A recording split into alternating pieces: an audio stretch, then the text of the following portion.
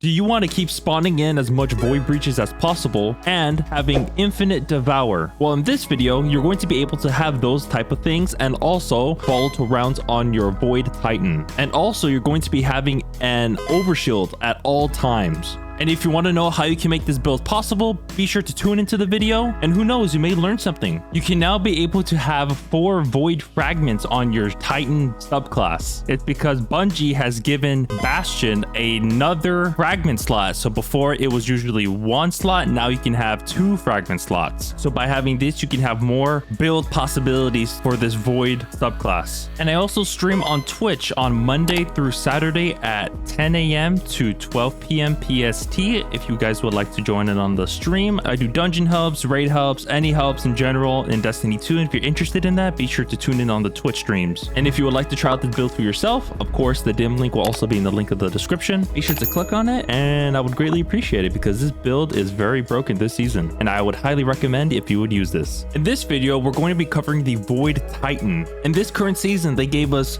3 broken seasonal artifacts to buff this Void build. And let's start off with the first one. The first one is called Unto the Breach. Defeating a Void debuff target creates a Void Breach while your Void subclass is active. So if you would have volatile rounds and you would kill them, it would spawn in a Void Breach. Picking up a Void Breach gives you an overshield or refreshes your existing overshield. So by getting volatile kills, it spawns in a Void Breach, and by you picking up that Void Breach gives you an overshield. And the third one is called Supernova. Picking up a Void Breach causes your next source of void damage to create a large weakening pulse. So now it goes back in a circle. So you're gonna spawn in a Void Breach, picking up that Void Breach, you get an overshield, and enemies near that Void Breach when you pick it up gets a debuff, which spawns in another Void Breach. So you're gonna have a lot of Void Breaches. Let's start with the super, and the super you're going to be using is Ward of Dawn because this is the most fastest super ability in the game because it's 6 minutes and 57 seconds, but we can be able to decrease the cooldown by having this mod on your helmet called Dynamo. Reduces super cooldown when you're using your class ability near targets. And the class ability you're going to be using is the Towering Barricade. And when creating the Towering Barricade, you're also going to be getting an overshield. And how to get that overshield is by having this void aspect called Bastion. Casting your barricade grants an overshield to yourself and nearby allies and empowers it, enabling it to slowly regenerate the overshield of allies bunkering behind it and extend their overshield duration. And also too, by casting your super grants overshield to nearby allies. So you're gonna have a bubble, so people that will go inside the bubble will get an overshield.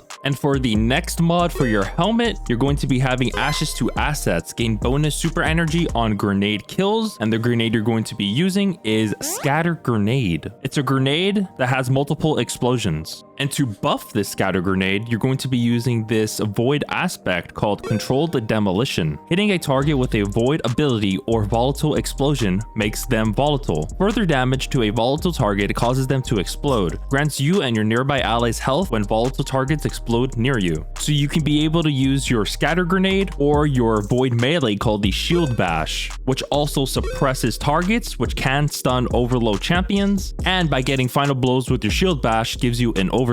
They did also nerf the Shield Bash, so you can no longer spam your Shield Bash to get a minor speed boost. So if you would activate it once, you would have to wait for the Shield Bash to come right back up. And by getting volatile rounds, you can be able to buff your energy weapon, which is a void submachine gun called the Funnel Web. The perks you're going to be looking for are Subsistence and Frenzy. And for the power weapon, you're going to be using a void machine gun called the Commemoration. And the perks that you're going to be looking for are Reconstruction and Killing Tally. And if you want to buff your Shield Bash even more, you can use this kinetic weapon called the I'm gonna butcher this name, called the Ragnahild D. And the perks that you will be looking for are auto-loading holster and 1-2 punch. Why you would get 1-2 punch is by when hitting an enemy with every pellet in that shot increases melee damage for a short duration. So what you would have to do is that you would have to run to charge up your Shield Bash and then slide, shoot, and activate your Shield Bash at the exact same time if you can. If you want to output the most DPS with your Shield Bash. And by getting kills with your Shield Bash or your Scatter Grenade, you can also make them explode by using using this void fragment called Echo of Expulsion. Void ability Final Blows causes targets to explode. You get plus 10 intellect. And you can also be able to extend your overshield and devour by having this void fragment called Echo of Persistence. It increases the duration of overshield and devour. The third void fragment is Echo of Starvation. By picking up a void breach or an orb of power, it grants devour. And by having the seasonal mods that I discussed, you're going to be able to produce a lot of void breaches and a lot of orbs of power, in which case you will not have to be worrying about getting devour. And if you want to be able to get volatile rounds on your weapons, you will need to have this void fragment called Echo of Instability. Defeating targets with your scatter grenade grants volatile rounds to your void weapons. And by also having volatile rounds, you can be able to stun anti-barrier champions. And for the last mod you're going to be using on your helmet is Harmonic Siphon, because gaining rapid kills with your void weapons gives you orbs of power. And for the gauntlets, the first one you're going to be using is Firepower. Your grenade Final Blows creates an orb of power, because in this build you're mostly going to be relying on your grenades, so by having this you would get more orbs of power. And by using your grenade, you're going to be reducing your melee cooldown by having this mod called Momentum Transfer. You're also going to be gaining class ability energy when you cause damage with your scatter grenade, and this mod is called Bolstering Detonation. This is going to be on the third and final slot for your gauntlets. So all you would have to do is to first activate your towering barricade, and then run to an enemy, slide, shoot him with the shotgun, and shield bash him at the same time if you can, and afterwards throw your grenade so you can be getting melee energy and class ability energy. Rinse and repeat. The stats you're mostly going to be focusing is discipline. If you would have 100 discipline, the grenade cooldown would be 52 seconds. Now for the exotic armor, of course for every ability spam builds on the Titan, you're of course going to be needing to use Heart of Inmost Light, because it empowers the other two abilities. By empowering, it means that the abilities have faster regen for 5 seconds, melee and grenades do more damage, and barricades have more hit points. So for example, if I would cast my barricade, it would buff my shield bash and my scatter grenade. But if I would deal damage with my scatter grenade, it would increase the damage and regeneration rate for my shield bash and my towering barricade. So for the armor mods, of course, you're going to be using resist mods. So for the first one is Harmonic Resistance, reduces incoming void damage from combatants. And for the second one, you're going to be using Charged Up, because it increases the maximum number of stacks of armor charge you can carry by 1. And last but not least, it's Arc Resistance. And why I told you to pick Charged Up on your chest is because for the leg armor, you're going to be using